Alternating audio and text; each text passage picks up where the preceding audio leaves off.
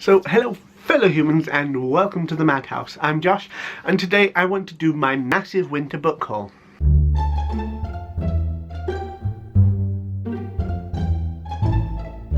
Now I had planned to do this video in 3 parts as they happened.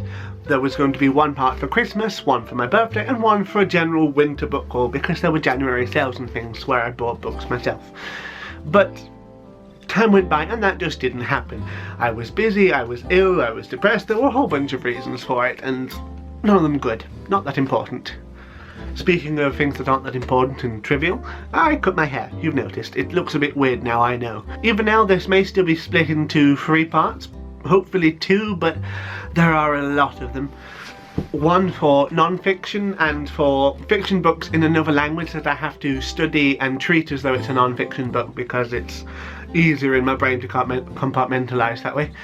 For fiction, which is the mainstay of my reading experience and does include some books I have to study, but they're much easier because they're written in English or in Old English, which I can understand fairly well anyway. And something that will hopefully be in with the non-fiction books will be the audiobooks and ebooks that I bought and received during the winter months. There were quite a few good ones and I look forward to sharing them with you. For the sake of expediency, I won't talk about them too much.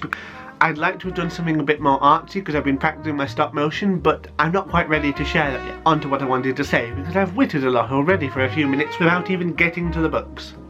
First things first, there is the illustrated edition of Harry Potter and the Chamber of Secrets, because it's just gorgeous, and my grandmother gets me these whenever they come out, or has said she will. The art style is just beautiful. You know the story, and if you don't, I feel like I probably can't help you anyway. The Canterbury Tales, which is a collection of stories written in the, I want to say, mid-medieval period, and it's just some very funny stories, some very moving ones. There's morality tales in here. There's something that could even be described as a proto-feminist tale. Of course, they all have a rather religious slant because it was written in medieval England. It's going to be quite Christian, but it's very enjoyable and very funny all the same. There is The Devil and Miss Prim by Paulo Coelho. I have no idea what this was about. I just picked it up because of the name. I read The Alchemist and just adored it, and I knew that I had to pick up another book with his name on it and just devour it whenever I had the chance, and thankfully I have a lot of spare time coming up. So there is The Girl on the Train. I don't remember what this was about. This was a Christmas present from my good friend Raven, and I rather look forward to it because she has excellent taste, and I have heard good things. I just don't remember what those good things were. I just know that I had a positive opinion about it. Grasshopper Jungle, which is a very interesting book, and I've got a full review of this planned. You'll be hearing me talk about it in depth very, very soon. Let's just say it's very, very queer, very, very strange, very, very funny, kind of creepy and dirty at times too. A Christmas present from my oldest friend Lauren is The Bromeliad by Terry Pratchett. That's Truckers, Diggers and Wings. It's about the gnomes, who are 10 little people who for the most part live in a supermarket, but then the supermarket is closing and they have to go out. There is The Dog Who Dared to Dream by Sun Mi Huang. I've not read any books written by Chinese authors in a long time, not including The Art of War, which is considered a classic in the Western staple anyway, so I don't know why, but I consider it less Chinese, although of course it isn't. Stasi Wolf. Now, this was interesting because I find the Stasi terrifyingly fascinating. They were the East German secret police, while there was in East Germany, and they are really scary. They make the Gestapo and the KGB look like amateurs when it comes to surveillance. I'm hooked with anything with the word Stasi in the title. There is Transition, which is a post-apocalyptic story and thriller which has convergent timelines and some freaky shit going on. Sounds like my cup of tea. The One Memory of Flora Banks is about a girl with amnesia who can't remember anything from day to day, like 51st Date. It's, I suppose, which is one of my favourite films, so automatically I was interested. But then one day she kisses someone and the next day she does remember who he is, and of course she has to go and find him. And it's supposed to be very sweet and very funny and very moving.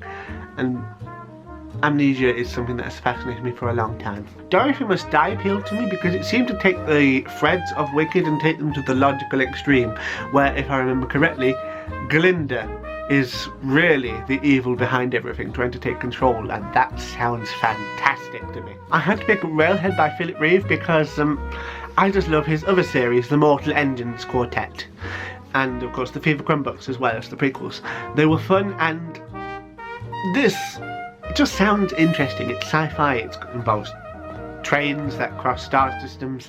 That's bloody cool. There is the finale to the Shades of Magic series by V.E. Schwab, which I had to read, and as soon as I finish the book, I'm currently reading this one is first because I need to know how it finishes. It's a lot bigger than the rest too, so it's quite meaty and I look forward to getting into it. There is the Mabinogion, which is a collection of Welsh myths and legends, some of which may or may not have a basis in truth. In fact, some of them are considered quasi-historical, but there's also magic and gods involved, so not quite. Nocturnal Animals is another book that I was given as a present. If you remember, it was a massive film last year, and I have no idea what to expect. Thrillers aren't usually my cup of tea, but again, I trust my friends' recommendations implicitly because they almost all have good taste, except for one, but I don't talk to him that much. The Remains of the Day is a book that I absolutely loved when I was first at college because it opened me up to the possibility of, I don't want to use the word banter because it's come to mean something else since I was at college, but banter, the fact that people can interact with human beings in a playful, friendly way, and sometimes being mean in a way that is affectionate, and it really helped me to understand that that was a thing people did, and it made me so very happy.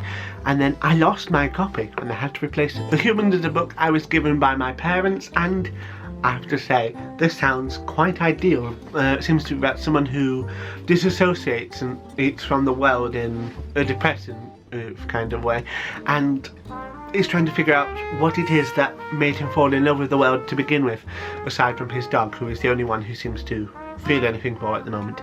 And I get that.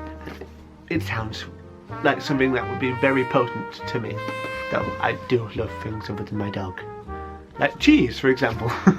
And last but not least, the book I'm currently reading is A Closed and Common Orbit by Becky Chambers. This was a birthday present from someone, and it's just fantastic. It is the sequel to A Long Way to a Small Angry Planet, and it's very, very powerful. This one specifically seems to be about an AI who is trying to become more human, but oh, it's so much more. Clever explorations of alien species, of a lot of things. I think once I've read the entire series, I will probably do a massive talk about those, because if any of you have read these, we need to talk about these things. Ooh, it makes me feel so much, and it makes me think as well, and that's the best thing you can expect from a book. And that's it, and my battery is going to die any minute now, so let's rush this. Thank you very much for watching. I hope you've enjoyed this video, and if you have, that's great. Tell me all about it, and share it, and subscribe, and do all those things. Tatty buys, I have to go. Ohne dich hat der Regen keine Tropfen. Ohne dich hat das Meer keine Flut. Ohne dich hat der Berg keinen Gipfel. Ohne dich ist mein Herz ohne Glut.